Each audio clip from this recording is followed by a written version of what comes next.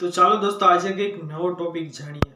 આજે ખેતીને સાઈડમાં મૂકીને આપણે સિટી સર્વે વિશે જાણીએ કે ભાઈ સિટી સર્વેમાં કોઈ પણ વ્યક્તિઓ છે તેમની જમીન કે મિલકતો આવેલી છે, એટલે કે મકાન છે, દુકાન છે, ફ્લેટ છે, એવું કાંઈ સિટી સર્વેની મિલકત છે તેની અંદર કોઈ પણ વ્યક્તિઓની મિલકત આવેલી છે તો તેવા વ્યક્તિઓ છે તેમના નામો ચાલતા હોય, એટલે કે સિટી સર્વે વાળી મિલકતમાં તેવા વ્યક્તિઓના પ્રોપર્ટી કાર્ડની અંદર નામ ચાલતા હોય તો તેમાં સંયુક્ત નામ હોય તો સંયુક્ત નામમાંથી જે વ્યક્તિઓના નામ નથી રાખવાના તેઓના નામ આપણે કેવી રીતે કમી કરાવી શકીએ।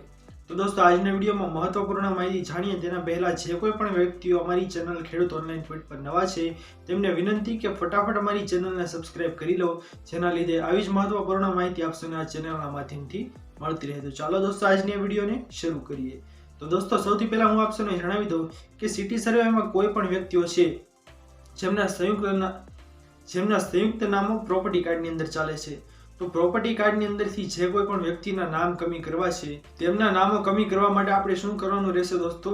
તો ખેતીની જેમ આની અંદર આપણે સોગંદનામાઓ કરી અને રજૂ કરવાના નહીં રહે, પરંતુ આની અંદર શું કરવાનું રહેશે દોસ્તો? આપણે કે જે કોઈ પણ વ્યક્તિના નામ કમી કરવા છે તેમને સબ રજિસ્ટ્રાર કચેરીની અંદર રૂબરૂ હાજર રહી અને ફારગતી દસ્તાવેજ કરવાનો રહેશે।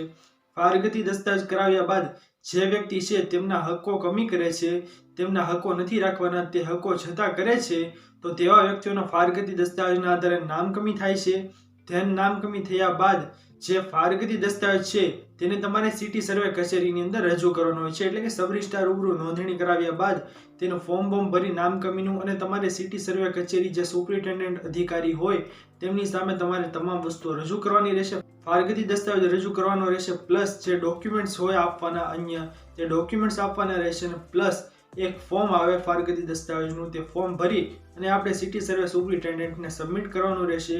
અને ધ્યાન આની અંદર પણ 60 થી 70 દિવસ જેવો સમયગાળો આવે છે દોસ્તો, તે સમયગાળાની અંદર જે કોઈ પણ વ્યક્તિના નામ કમી કરવાના હોય છે તે ફારગતી દસ્તાવેજના આધારે કમી કરવામાં આવે છે। આની અંદર દોસ્તો થોડુંક અલગ હોય છે, ખેતીની જમીનની જેમ આની અંદર સોગંદનામા નહીં પરંતુ ફારગતી દસ્તાવેજ ડાયરેક્ટ કરવાનો હોય છે, જેના આધારે વ્યક્તિઓના નામો કમી થાય છે। તો દોસ્તો સિટી સર્વે વિશેની આ મહત્વપૂર્ણ માહિતી આપને કેવી લાગી? નાનકડી માહિતી છે પણ ખૂબ જ અગત્યની માહિતી છે। પસંદ આવી હોય વિડીયો તો વિડીયોને લાઇક કરવાનું ભૂલતા નહીં। ચેનલ પર નવા આવ્યા હો તો અમારી ચેનલ ખેડૂત ઓનલાઈન પોઈન્ટને સબસ્ક્રાઇબ કરી અને બાજુમાં આપેલા બેલ આઇકનને પણ પ્રેસ કરી દેજો, જેના લીધે આવી જ મહત્વપૂર્ણ માહિતી આપને આ ચેનલના માધ્યમથી મળતી રહે। તો દોસ્તો મળીએ હવે પછીના વિડીયોમાં, ત્યાં સુધી જય હિન્દ અને વંદે માતરમ।